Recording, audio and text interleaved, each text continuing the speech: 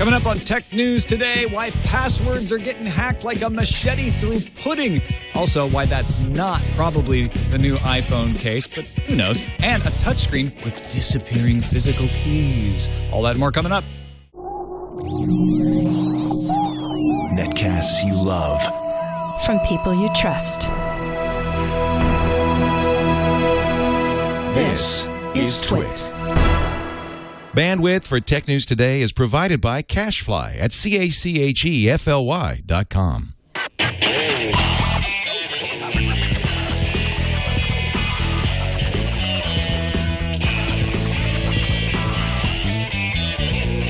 This is Tech News Today for Thursday, June 7th, 2012. Tech News Today is brought to you by Squarespace.com, the fast and easy way to create a high-quality website or blog. For a free trial and 10% off your first purchase on new accounts, go to Squarespace.com and use offer code TNT6. And they now offer free domain registration with annual plan subscriptions. Welcome to Tech News Today. I'm Tom Merritt. I'm Sarah Lane. I'm Jason Howell. And this is the show where we kick around the tech news of the day, try to make some sense of it all. We got some great stuff to talk about with Ken Denmead, one of the geek dads from the Wired.com blog. How's it going, Ken? Oh, it's going great. There's a ton of exciting stuff going on that I can't wait to talk about later. But it's always wonderful to be back. Thanks for having me. Let's get right into the top 10 stories of the day in the News Fuse.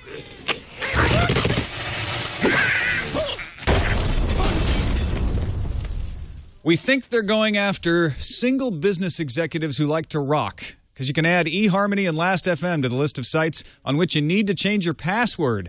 Last.fm posted on Twitter this morning that they are investigating a leak of some passwords. They also posted on their site that they think all their users ought to just go change their passwords immediately, just in case.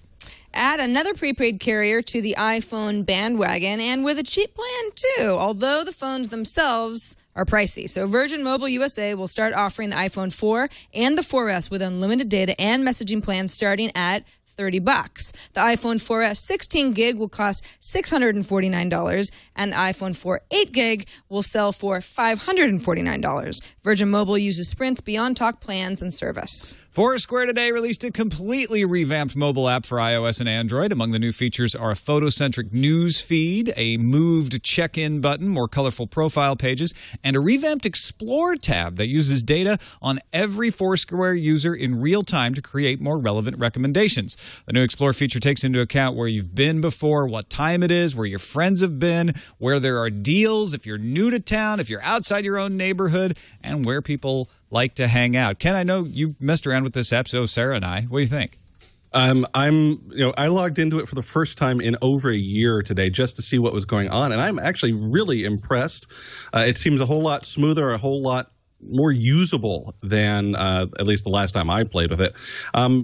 As someone who is a lapsed user, I think maybe they've got me back, at least for a while. The discovery functions are so easy to use and so quick.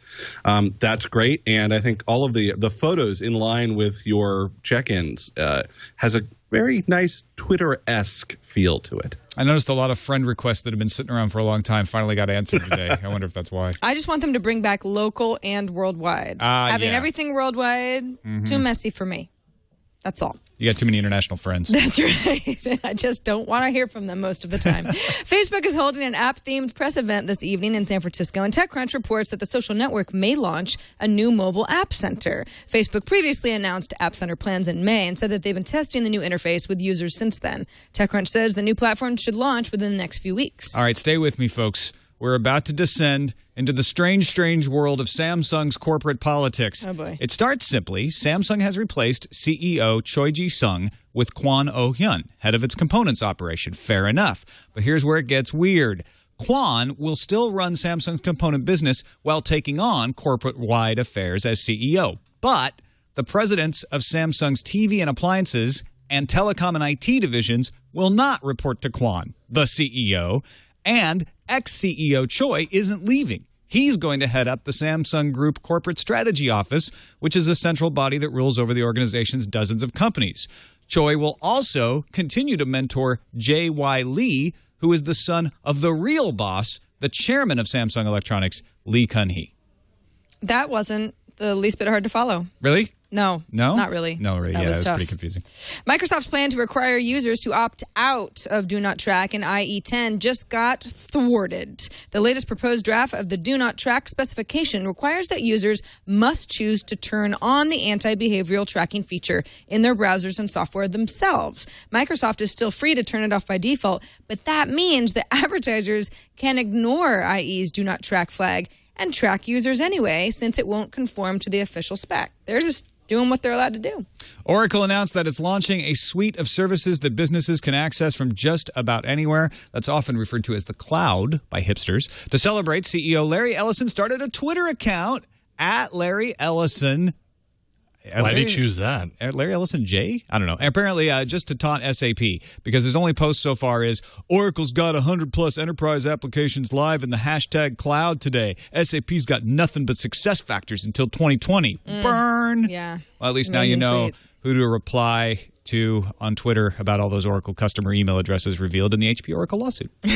Say goodbye to the BlackBerry Playbook, folks. At least the one with the small capacity. RIM has decided to stop making the 16-gigabyte model of the BlackBerry Playbook tablet, says RIM themselves. However, the company is quick to point out that the 32 and 64-gigabyte models will continue to be manufactured. Google has joined a revolution started by Computer Shopper back in the 1990s. Web ratings of merchants. Online retailers who participate in Google's Trusted Stores program will be able to display report cards on their site that rate the store's overall service and reliability of their shipping services. Google will also surface the scores in search results. Bloomberg reports HTC will not be allowed to use Windows RT for tablets. Sources told Bloomberg HTC doesn't sell enough devices or have ample experience making tablets. Ooh, burn. Microsoft's Frank Shaw says HTC is a strong partner, but didn't elaborate. HTC said yesterday that second quarter sales would be $91 billion in Taiwanese dollars, below a previous forecast of $105 billion Taiwanese because of product delays in the U.S. and lower than anticipated sales in Europe. You know what June is? What's that? It's one of the best times ever to sign up for a new account from our sponsor, Squarespace.com, the fast and easy way to create a high-quality website. No, it really is, actually.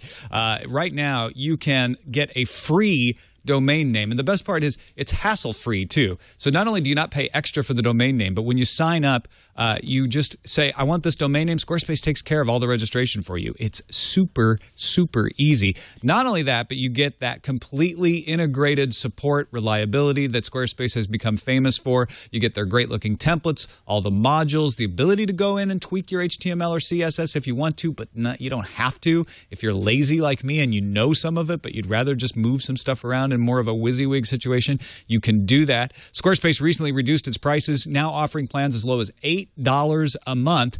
And because you're a Tech News Today listener and or viewer, you can get 10% off your first purchases on new accounts. That means 10% off your first month. Or if you go with an annual plan, you get 10% off the first year. So don't even listen to me. You don't have to. Go try it out. It speaks for itself. You don't need to give them a credit card or anything like that. Just sign up, maybe import your current blog to see what it looks like. And if you decide to keep it, use this offer code TNT6, and you'll get 10% off your first purchase on new accounts. Once again, that's squarespace.com. We thank them for their support of Tech News Today. All right, let's discuss some stuff. We've got passwords getting hacked all over the place.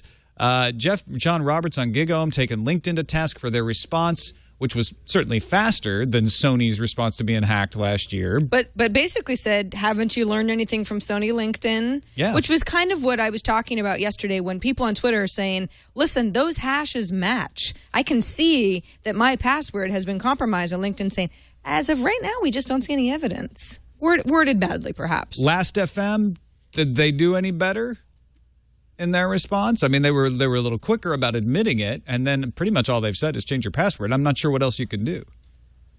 Yeah, I think, you know what?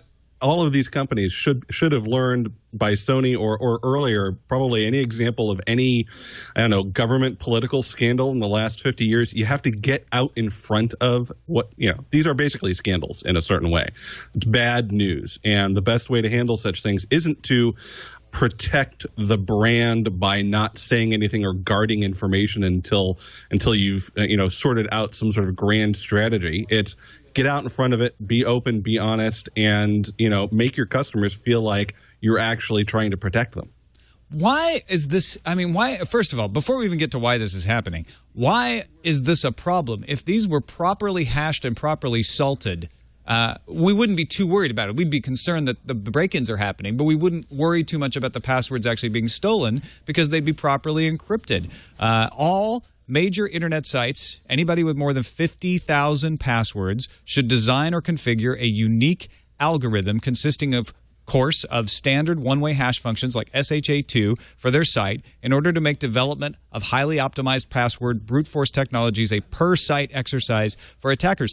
That comes straight out of the mouth of Danish developer Paul Henring Kamp, who developed MD5, a hash technology, I think in 1995, that he now says don't use.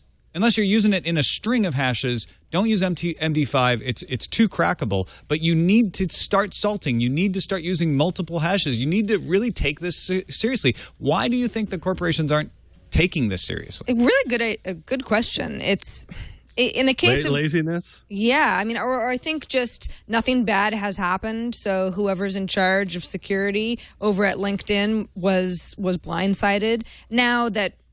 And we heard a little bit about eHarmony yesterday. Like eHarmony might sort of be part of this compromise as well. Today we know for sure that that's the case. Plus Last.fm as well. It seems like when you get one of these stories, and we could go back to last year with Sony as a great example, it's like that should have been a really good wake-up call for companies to be like, okay, everybody, are we good? What's our strategy here? If we're not salting hashes and we can, and it's not going to be that much money for our corporation, can we do this now? Even if it's going to cost you a little, I think it's... Yeah, so it's like, I think, Ken, it might be laziness, but it's probably a little bit more of ignorance of what your options are. It could be. And here's a really good question. It just occurred to me is, if you're going to do these multiple levels of encryption, a number of hashes, so on and so forth, how much does each layer add to the computing power, to the actual processing that has to go on some web server, on some data server somewhere in some farm? How many levels does that add? How much latency does that add? All of this stuff. And I'm sure this information is out there somewhere. But is there a cost thing here? Were the security experts saying, okay, well, we need 5,000 servers to get the proper level of 5 levels of hashing and so forth? And some bureaucrat says, no, you can get away with 1 level of hashing, so you only need 200 servers, and that's a hell of a lot cheaper. So yeah. And I have no concept of what those numbers really are, but I'm wondering if that's part of the bad decisions that was made. Well, some of the security people that I was reading today were saying you want it to take a certain amount of time for the password to be decrypted, to be unhashed. I know those terms really bother actual security researchers, but for the lack of a better word, you want it to take a while because that means it's secure enough. If it's too fast, that means it's not very secure. That means it'll be more easily cracked. So I know it takes a long time for me to log into my online banking. There's obviously a process going on. Same thing with something like PayPal. But if we all consider that many of the sites where we have data, it may not be our financial data, but have personal data stored, should be as secure as those, then we should expect that sort of latency because it needs to go through that level of security. And I think the latency they were talking about was somewhere around 1/10 of a second. I mean, we're not talking about like, well, now you got to sit here for like 5 minutes because it's really secure. It's still pretty quick. Yeah, and we're talking seconds. Yeah, it shouldn't significantly slow down your network. If you want good answers to this, check out Security Now with Steve Gibson. He talked about the LinkedIn. Now, he didn't have the last FM one to talk about yet, but he talked about the LinkedIn hack this week. And I guess Paul D is saying that Steve said it doesn't take that much processing power to be secure. It's worth the effort. I think it's a cost-benefit analysis. Essentially, companies don't want to devote the resources and time of their programmers to go through setting up or changing a system that's already in place if they don't think they're going to be hacked. And in fact, security is like that. Security is always a bet of, have I done enough to prevent the likelihood of an attack from happening? And if I've got a low likelihood of attack, or I'm not protecting information that's all that important, I'm going to spend less man hours on protecting it than I would if I'm a bank or somebody who says, no, I've got a very high cost, high likelihood of attack. And the cost-benefit analysis has been changing because we don't know why somebody's going and cracking into all of these passwords and then posting them publicly. It seems like it might just be for the lulz or to show off their elite hacking skills. I wonder if it is. Oh, sorry. Yeah, go ahead, Ken. I was going to say, I wonder if at some level, once you have, especially with these bigger, more popular sites, once you've cracked a number of them and you have multiple sets of these, then you can start doing comparative analysis on them and actually do data mining and find people that use common passwords and be more likely to be able to find out who they really are and then start exploiting them too. I think in summary, I feel like, and of course it's easy for me to say this because I'm not running a web company, but go ahead and spend the man hours and secure your stuff correctly. And it doesn't sound like it takes that much effort to do it, and just get it done right. Yeah, I mean, even if a lot of people didn't close down their LinkedIn accounts as many threatened to do yesterday, it's really bad publicity. It makes you look sloppy, and certainly like you don't know what you're doing.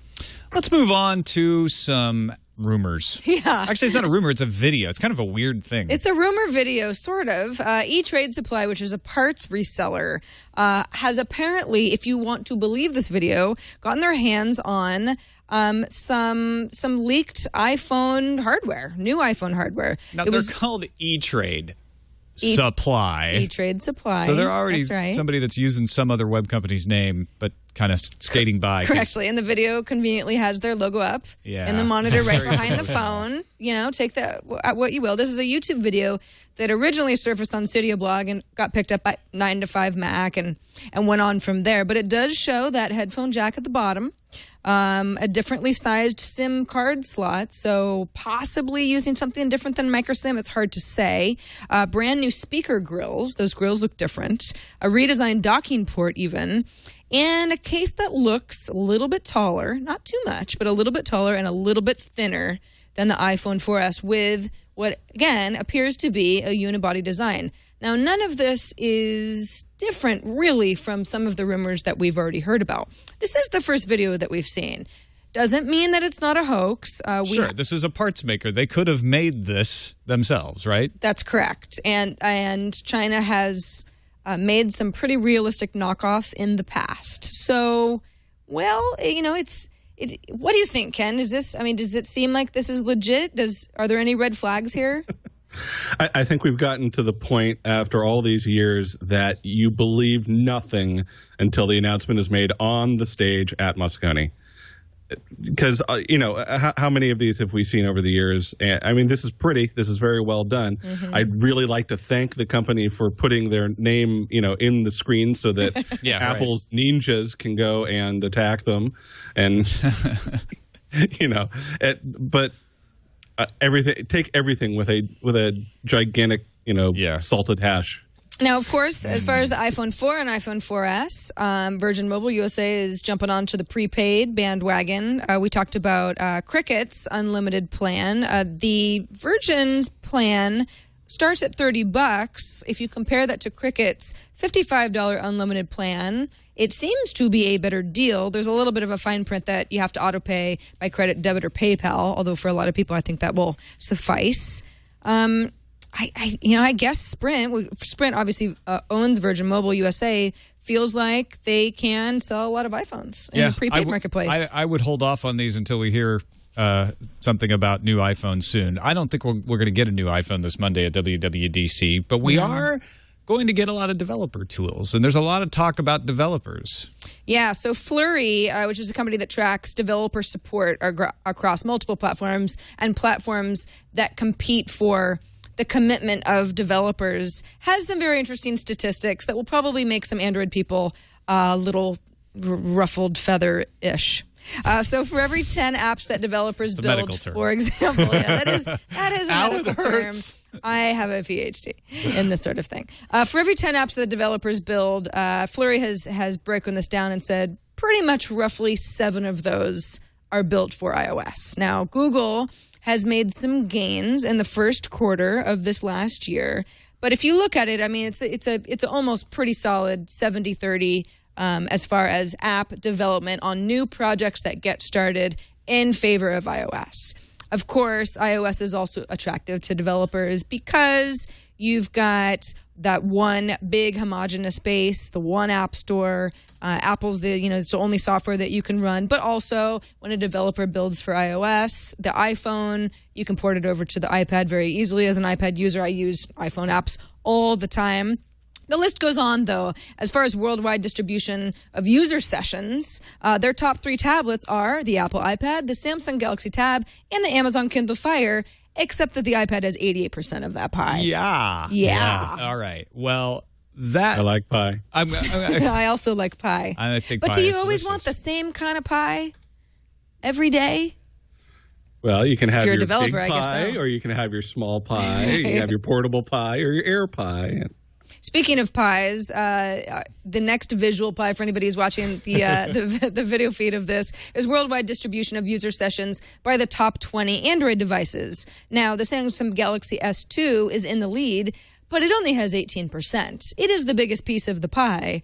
But really, that is what iOS people love to call severe fragmentation. Well, yeah, and that's the thing. Android people are looking at this saying, hey, look at all those Android devices. We're dominating. Right. And the developers are saying, yeah, but when I make one for that platform, it doesn't necessarily mean it'll work for this other device.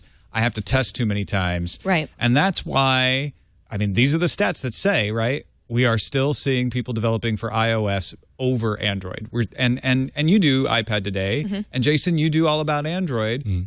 You guys, I mean, do we see apps still coming to iOS first and then Android? Well, I can't speak for some of the apps that are coming across Jason's plate, but for the most part, what I hear is you're lucky if they come to iOS and Android at once. Usually it's iOS, Android, either in a few months or, yeah, we'd love to at some point, is what I hear from developers. I feel like there are a lot of apps actually coming to Android first, just because there happen to be a lot of, aspiring developers on the Android platform that happens to be the platform they develop for first. I guess the question is the really high profile, the big name apps, the apps that have a lot of steam behind them and grab a lot of attention. Are those developed on Android before iOS? And I would probably say the majority probably are on iOS and then move over to Android, but that's kind of a generalization. I think they're, have yet to be discovered as the big apps that were developed for Android first. You know what I mean? Like, they're probably out there. It's just people haven't realized at this point that they are the big app that then needs to jump over to iOS in the other direction. Well, MG Siegler pointed out on TechCrunch today that Eric Schmidt had set today as a very important day in this very discussion of developing for Android versus iOS. He was responding to a question that asked, why do people want to develop for iOS first? All right, here we go. My prediction is that 6 months from now, I think the question is exactly right now, and 6 months from now you'll say the opposite, because ultimately applications vendors are driven by volume, and the volume is favored by the open approach that Google is taking. That there are literally so many manufacturers who are working so hard to distribute Android phones globally that whether you like ICS or not, and again I like it a great deal, you will want to develop for that platform, and perhaps even first. Now, that was December 6th, 2011, at Le Web in Paris. Solid 6 months. Here we are 6 months later, and MG's like, ha-ha, it's not true. He's been waiting 6 months to write this He had post. this as a calendar item. Yes, the notepad. He literally did. No, At noon, this is what I will write. But I think, you can say that when you listen to Schmidt actually say it, he sounds less like he's throwing down a gauntlet and more like, I think you're going to start seeing this change. And 6 months from now, people are going to be making Android apps first. We're not seeing it in the amount that maybe he would have wanted when he said that 6 months ago. And I think MG actually hit on why. Ice Cream Sandwich is only available on 7.1% of Android phones, according to Google. And it needs to be on well over 50%. I think, for developers to have the confidence to go, okay, I'm going to jump in and do Ice Cream Sandwich. They're still got to make sure right now that it works on gingerbread. I mean, that was one of the big promises or, things that Eric Schmidt was kind of hoping for, or at least mentioning at that Low Web conference, which was that Ice Cream Sandwich was going to be the version of the OS that was going to get hardware OEMs on the same page. And that is absolutely not the case, as you say. So 70% gingerbread. 70. Yeah. I mean, that's... So you're developing for gingerbread now, which has got all of the problems that Eric Schmidt was assuming would go away once everybody was on Ice Cream Sandwich. I mean, he may still be right. They just didn't get Ice Cream Sandwich on as many platforms. I mean, Ken, do you have a perspective on why that is? Do you use a iOS device or an Android device? I am one of the Apple faithful, one of the Kool-Aid drinking Apple faithful. Now, once again, it's the two different approaches. I see, first of all, Apple sort of blew the pants off of the smartphone market, and the people that were enthralled by that and could afford those phones jumped in first, and those were the people that were willing to pay for apps. Therefore, the economy of apps was built around Apple first. So they always had a head start on this, and I've always had a built-in and still growing audience of people that like that ecosystem and understand that marketplace. I think as Android has caught on, because of it has many wonderful features as well, and it's a good operating system, especially the ice cream sandwich. It's bringing in everybody else, the people that aren't the early adopters, and because as the Android devices do get less expensive, there are many more of them, and many more of them are far less expensive than most of the iPhones. Now you're getting the people that want a smartphone but couldn't afford them before, and so maybe a little bit tighter on going out and spending 99 cents every half hour on a new app. So the marketplace isn't quite there yet. But I do also, the fragmentation is a huge problem. I think it's something that you have to deal with because of the open platform. The openness is wonderful. This is the bitter pill you have to swallow to go along with it. Figure out how to get around that. Figure out how somebody comes up with the right developer tools so that there's a little bit of generality between gingerbread and ice cream sandwich, and maybe there isn't as much, danger of building something, spending a lot of time building a great app, and then not having it work on, 50% of the devices out there. I mean, we're going to hear about Jelly Bean at Google I/O. Yeah, probably. Right? Yeah. It's like, I don't want to get so ahead. That's what is confusing to me. It's like 7% of Android users are using the big, new, cool operating system. Well, version of the operating system. And now we're about to hear about the new one. Maybe Jelly Bean won't come out for a while, and Android will have a way to catch up, at least for the majority of devices. Ice cream sandwich didn't really come out. It was introduced at Google I/O last year, but it didn't really hit the ground running until after the first of the year. Mm-hmm. So even if we do hear about Jelly Bean, I would imagine you'll have the rest of this year for ice cream sandwich to get up and running and catch up. And maybe Eric Schmidt was just being too aggressive by saying 6 months. He should have said, by the time ice cream sandwich is over 50%, you'll see more developers developing for Android first. I think he may be right about it. When you see a quote like that, and when you hear it read back, it's like, he did not say, you wait, I'll pay you all what you paid for your Android phone if I'm not right about this. It's like, it's a mixture of being a little bit vague and being really optimistic, because that's his job. He believes in Android, right? He wants this to be the case. It's very easy someone to point fingers later on and say, oh, really? Because when you hear him say it, it's less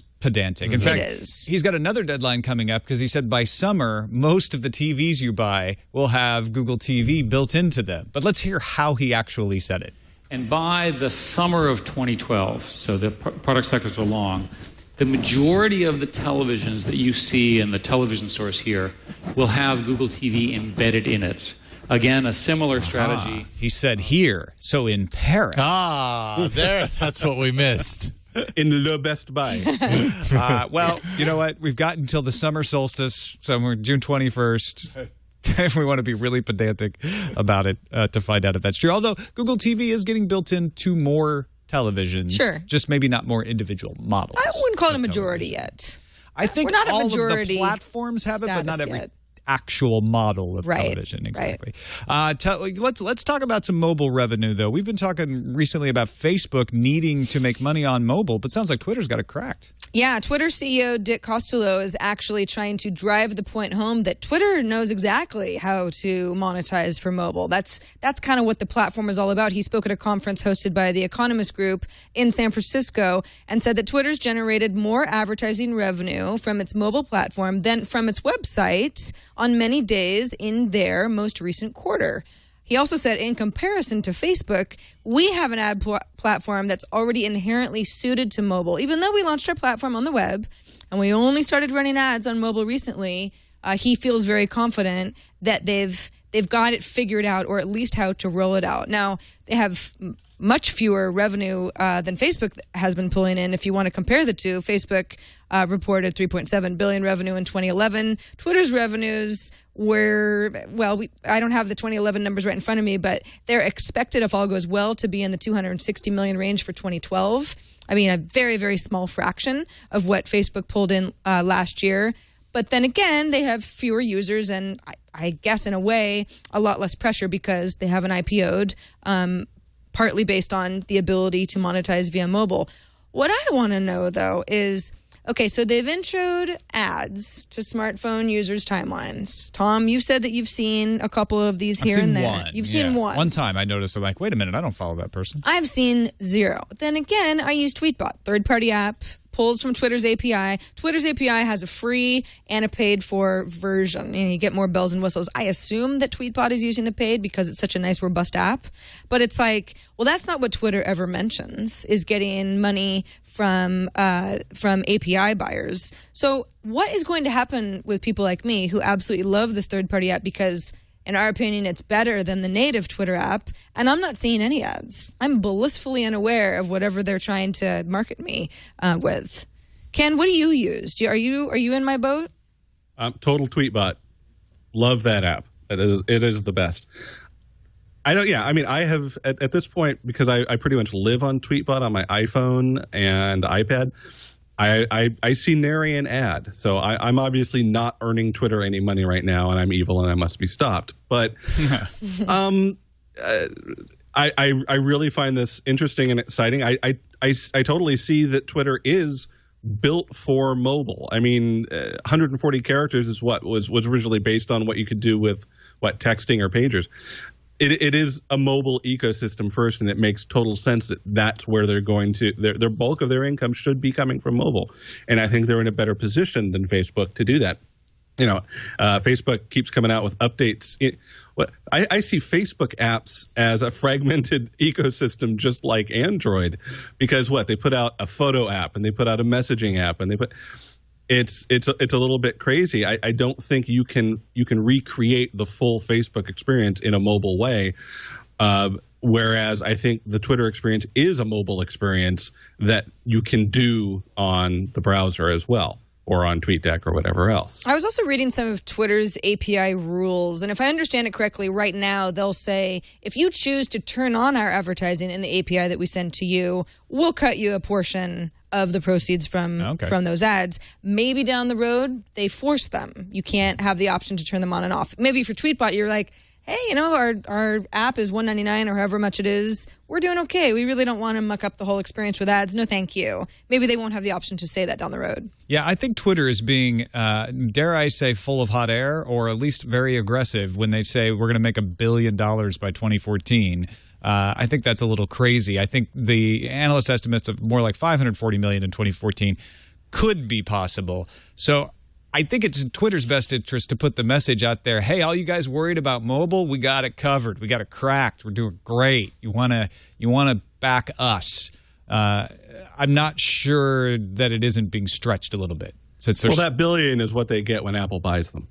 Maybe that's it. Right. Let's talk real quickly about Mega Upload. We haven't been following this too much because it's been a lot of back and forth court cases and this and that. But two interesting things about the case. If you don't remember Mega Upload, where have you been? Mega Upload was seized in a raid by the FBI in New Zealand, and they are now being sued in the United States. There's an extradition procedure for the CEO, Kim Dotcom.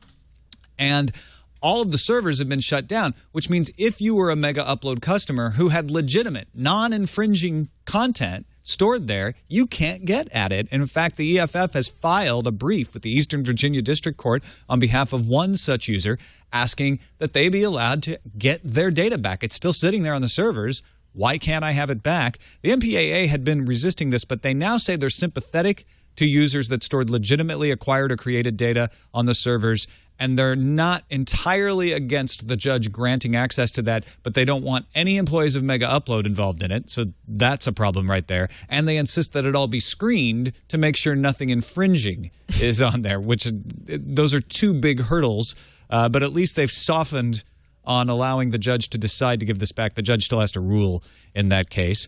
Also, This is the one I want to talk about more. The FBI in some hot water over what they took.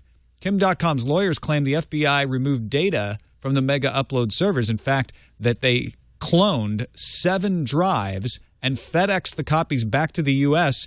while New Zealand's Attorney General and New Zealand police were not around, and that this violates international law. Under international law, the FBI has no right to seize property and take it back to the United States without permission from the resident authority, in this case, New Zealand's Attorney General. According to Stuff, John Pike, a lawyer representing the Attorney General, said the FBI acted legally because they copied data. Data is not physical material, and the law only applies to physical material. Okay, so obviously this is an argument of, is stealing a hard drive or stealing the contents of a hard drive the same kind of theft? It's taking something out of New Zealand physically, or just copying every single thing that's on it. To me, it's the same thing. Wait a minute. That's what it is. Hold on. Does that mean if I go and take a recording, some music, or a movie, I'm not stealing it? It's not piracy, right? Because the FBI said it's just data, so it's not really physical property. So no, you're stealing intellectual property, imaginary property, but you're still stealing property. The law just doesn't say anything about that kind of property. Not when you're the FBI. Yeah. Okay. Yeah. Gotcha. Intellectual property, that's not physical. Don't worry about it. Let's get physical property defined. Olivia Newton-John comes up in the show a lot. Yeah, no kidding. I'm just saying. Big influence on me in my younger years. The justice has said that the only thing the justice has said in New Zealand is that she believes that any property irrelevant to the case must be returned. But these are copies. This is copies of data. How do you return it? You just return the drives? Well, yeah, you FedEx back whatever you had copied out and say, here, I promise there's not another copy somewhere. Exactly. That's all you need to do. I never would have used a copy machine. Here are all these FedEx. We're sorry. Yeah, it seems sort of a futile argument. Let's finish up with some good news. Tactus Technology has unveiled a tactile layer component that creates dynamic physical buttons that rise out of the surface of a screen. So this isn't just haptic feedback. It actually creates physical keys on a flat touchscreen keyboard that otherwise looks just like your normal touchscreen keyboard. That's so cool. It's really interesting. They showed it off at the SID Display Week 2012 conference in Boston. What it does is it has something called microfluidics. Channels underneath the surface of the touchscreen have small reservoirs of fluid, usually some kind of oil that's transparent, and then they can pump the fluid to raise a deformable membrane that covers the screen. So in other words, the fluid's there underneath, you can't see it, and then they pump it in, and it creates that little bump for your keys. Now, right now, the channels need to be made in a predetermined pattern. So if you put the QWERTY keyboard down at the bottom of a phone, for instance, you couldn't use it in you can't rotate it in landscape mode. Long-term goal would be to have much finer control over a wide-ranging variety of patterns, and you could match it to fit apps. But portions of the keyboard can be turned on and off individually, so apps can customize how they use it. It's so I'd love to know what the lifespan would be on something like this. Would you need to replace your phone more often? Will it break? Yeah, is there going to be a leak issue? Yeah. And then what happens type of a thing? I would hope not. Yeah, I mean, coloring problems. Oh no, I've got a cataract on my home key. Yeah, right. Is it going to distort all that sort of thing? Start leaking. Mm-hmm. My keyboard is leaking. Oh no. Not again. Oh, this is radioactive. Oh, my pocket's all wet. Yeah, my pocket's all wet. Don't worry, it's just my phone keyboard. Nathan Ingram of The Verge said that the feedback of the buttons wasn't much. He didn't really feel like he was pressing a button. He could feel it, but he said they got some work to do to make it really feel like a keyboard. He could also see where the keys were supposed to be after they disappeared. He couldn't tell before he picked it up. But afterwards, he said, I could kind of tell where they were supposed to be. They are talking about customizing the resistance and feel, though. That would be cool. If you could say, oh, I like a firm keyboard. I'm an angry typer. I need it to be real tough. Or if you want it to be softer, that could be a user setting. I want one that pair it with an app so that it feels like you're popping packing bubbles. That actually isn't that an app already? Yeah, but it's not the same. Yeah, now because it could it's just this virtual blah. This is perfect for that app. It is. That's brilliant. Stress relief. I love it. Bring it to us, Tactus. Now, they obviously have a lot to research on this, but Tactus believes that they can bring it to shipping products sometime next year. I think that's pretty optimistic. I do too. I would like to see that. I want to try it out. Me too. I hope we see it at CES or something like that. We'll keep an eye out for it. Tactus Technology, TAC. On tablets too, with a nice big screen. Totally. I'd just, you could almost close your eyes and start typing. Let's move on to the randomizer. Randomizer. Do you watch Community? No. Do you watch Community, Ken? No. Jason, do you watch Community? No.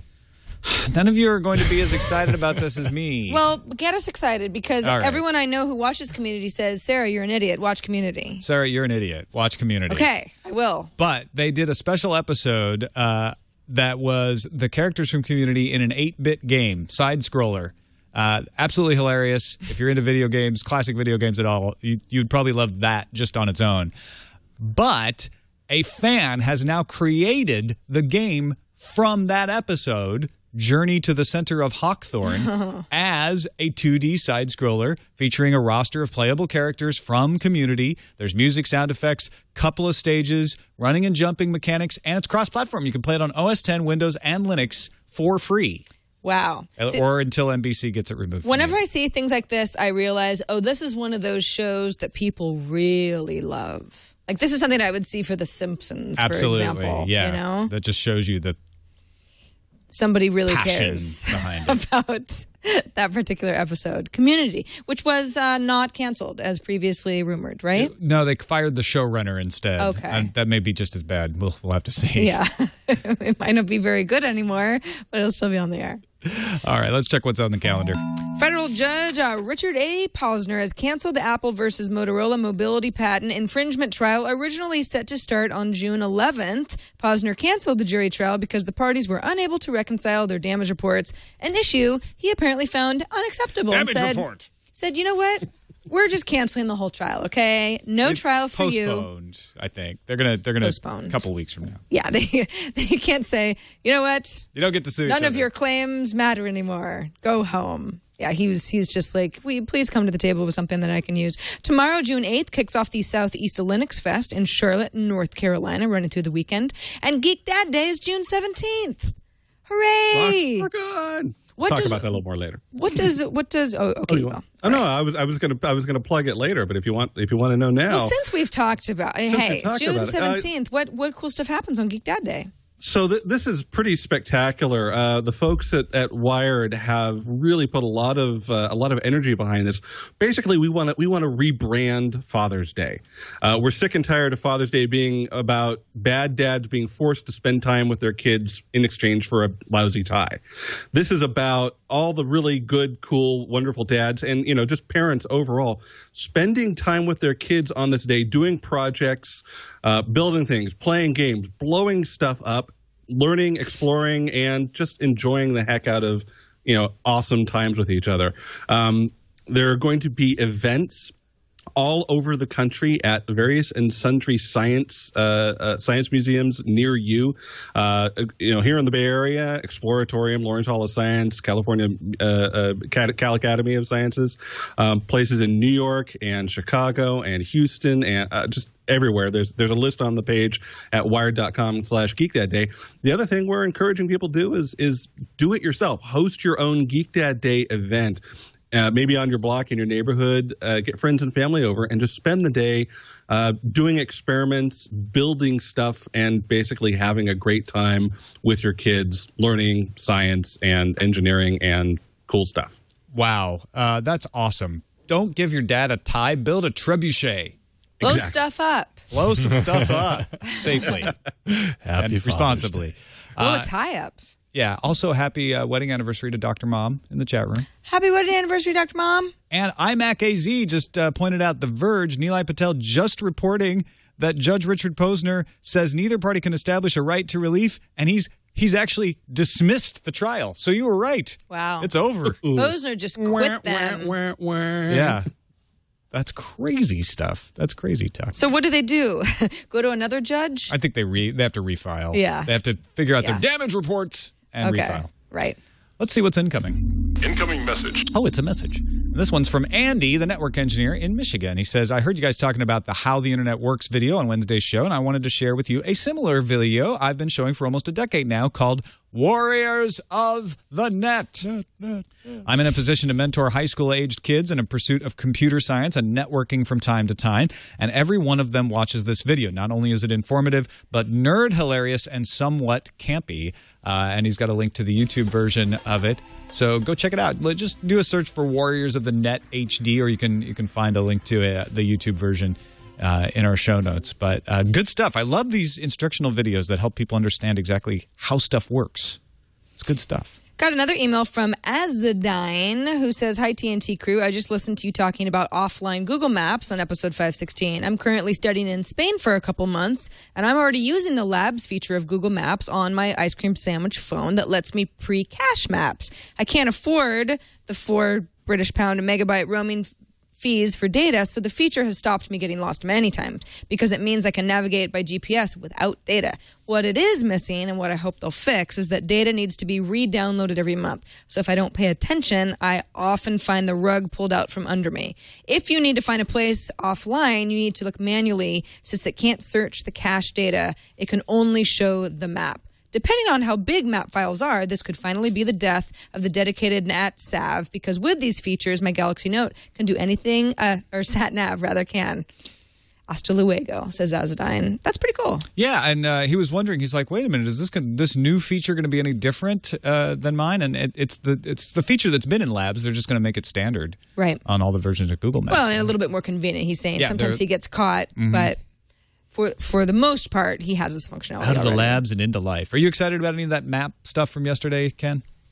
I think that's interesting. I'm also, as I said, I'm one of the Apple faithful, so I'm looking forward to next Monday and see whether or not there's new map stuff there. Obviously, we have a competition going on, and as Tom, you're very often like to say, competition is good, and so things are getting better and better on both sides. When companies compete, we win. We win, and you win. And you will win even more. You'll be so full of win, you won't know what to do with yourself if you go to our subreddit at technewstoday.reddit.com. That is the place to let us know what stories you'd like us to cover on the show. Vote them up or down. Enjoy the brand new awesome look that our mods have put together. Thanks to those guys, TD Enterprises for setting this up, Jacob's in there, Kildy, all the folks who help out in there. We really appreciate it, and we appreciate the 7,000 plus people who participate every day. So check it out. Our subreddit is at technewstoday.reddit.com. When did we customize our little Reddit look? Yesterday. That was yesterday? I was talking about it yesterday. Yeah. I wasn't paying attention, obviously. I know. It's pretty awesome. Sometimes I don't listen to you. We look like superheroes now. Yeah, we do. I know. I love that. Thank you, Ken Denmead, for joining us. Always happy to be here. And I want to correct or just inform some folks in the chat room. The question always comes up when we start talking about Geek Dad is, what about Geek Mom? There is Geek Mom. There is geekmom.com, and they have actually just joined the Wired family.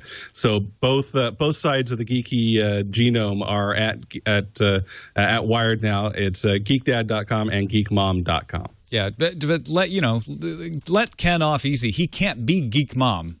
I know. I can't do it. Not without a lot of surgery. It's just, it's not going to happen. I do not want to go to Sweden. No. Wired.com/GeekDadDay. Revolutionize your Father's Day. Thanks, Ken.